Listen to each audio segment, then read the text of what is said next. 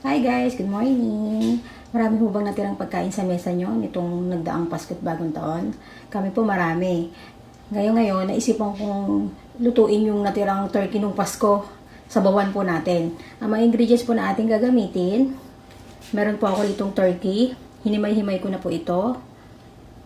Bawang, sibuyas, butter po ang gagamitin natin.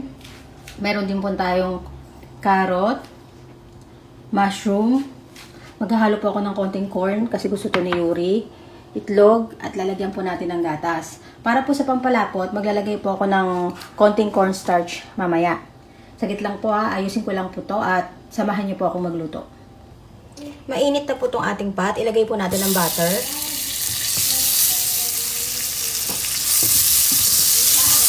Pakalagay po ng butter, isabay na po natin ang bawang. Kasi po madali pong masunog ang butter. Kailangan na mailagay agad yung bawang kasi po mangingitim ang butter na ito. Pagkatapos po, ilagay na rin po ang sibuyas.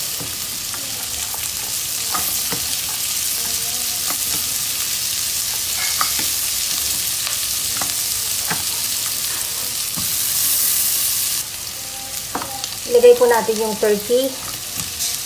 Ito po, hinimay-himay ko na.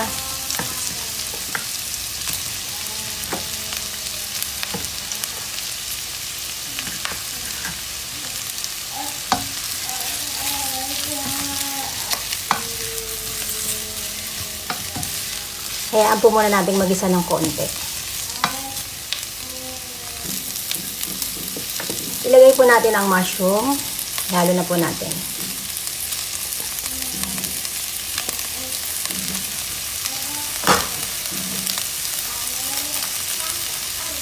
Ilagay tayo ng konting corn.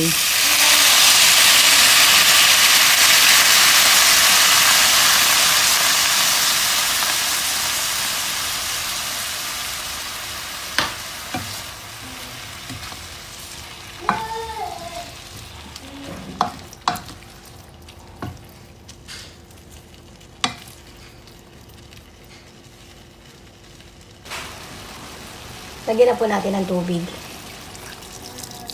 Hayaan po muna natin itong kumulo. Kumukulo na po ito. Ilagay na po natin ang carrot.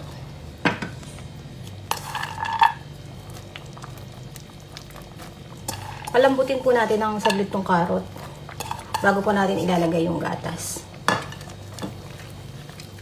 at pampalapot.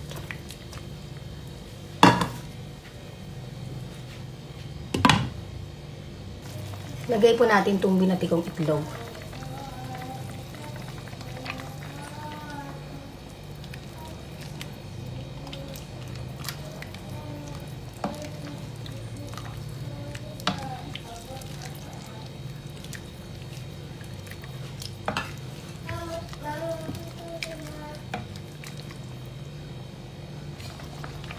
Maglagay po tayo ng konting gatas. Hindi ko po ito ilalagay lahat ha. Ilalagay lang po ako ng konti.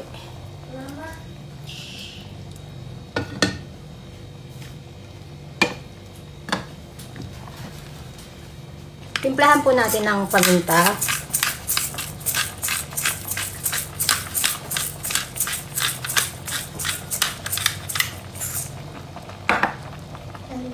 Lagyan din po natin ng konting asin.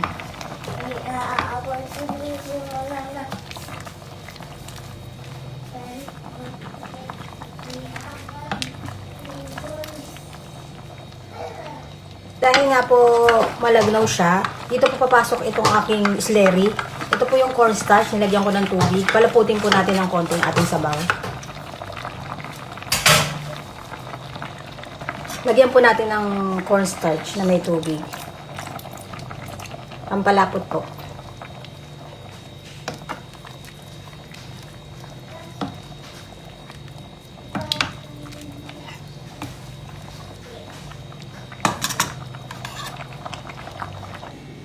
Hi guys! Ito na po yung natapos kong lutuin yung turkey soup. Kung mapapansin nyo, yung mga sabaw na ginagawa ko, malimit lagi ko talaga hinahaluan ng corn. Kasi po gusto ni Yuri ng corn sa sabaw. Para lang po kumain siya ng marami, naglalagay po talaga ako. Kain na po tayo.